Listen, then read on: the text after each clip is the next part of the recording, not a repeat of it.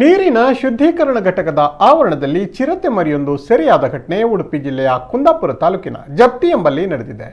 ಜಪ್ತಿ ವ್ಯಾಪ್ತಿಯಲ್ಲಿ ಚಿರತೆ ಮರಿ ಓಡಾಟದ ಕುರಿತು ಮಾಹಿತಿ ಪಡೆದಿದ್ದ ಅರಣ್ಯಾಧಿಕಾರಿಗಳು ನೀರಿನ ಶುದ್ಧೀಕರಣ ಘಟಕದ ಆವರಣದ ಬಳಿ ಬೋನನ್ನ ಇರಿಸಿ 2.5 ತಿಂಗಳ ಹೆಣ್ಣು ಚಿರತೆಯನ್ನ ಸೆರೆ ಹಿಡಿದಿದ್ದಾರೆ.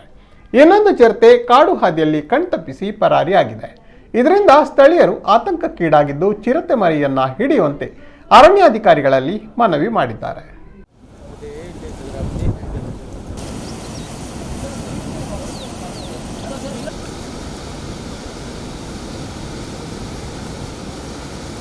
ಕಡೆ ಫಸ್ಟ್ ನೋಡಲಿಲ್ಲ, ಒಂದು ಕಡೆ ಮತ್ತೊಂದು ಲೇಟಾಗಿ ನೋಡಿ ಅದು ಹೋಯ್ತು.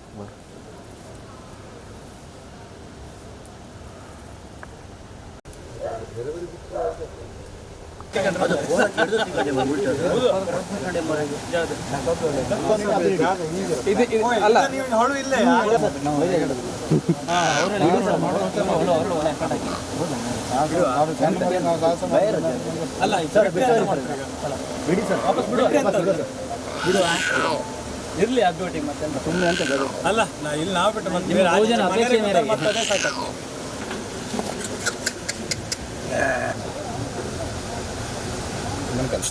ಪುರಸಭೆ ಅಲ್ಲ ಪಂಚಾಯತ್ ಅವರಿಗೆ ಹ್ಯಾಂಡ್ ಓವರ್ ಇದು ಮೇಂಟೆನೆನ್ಸ್ ಅವ್ರಿಗೆ